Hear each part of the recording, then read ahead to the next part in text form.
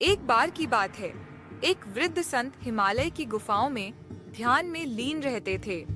उनकी ख्याति दूर दूर तक फैली थी और लोग उनके पास आत्मज्ञान की खोज में आते थे।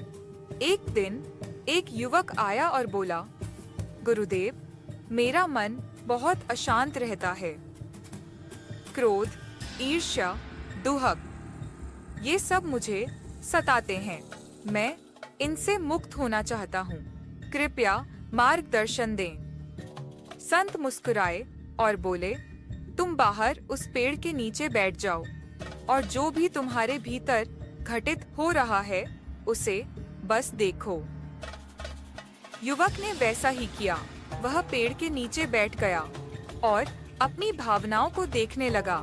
कभी उसे क्रोध आता, कभी बेचैनी होती, कभी शांति मिलती।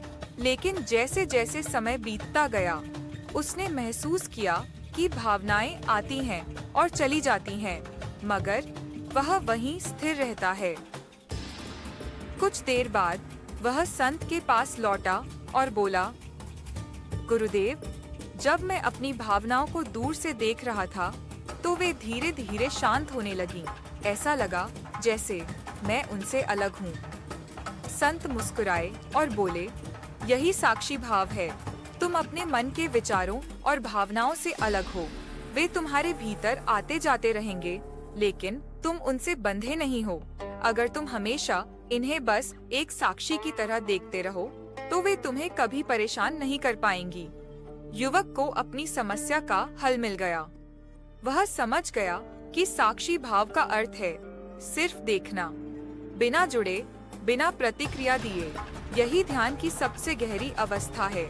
साक्षी भाव का अर्थ ओशो कहते हैं कि जो भी घट रहा है उसे देखो, पर उसमें मत उलझो। अगर तुम दुखी हो तो देखो कि दुख आ रहा है। अगर क्रोध है तो देखो कि क्रोध उठ रहा है।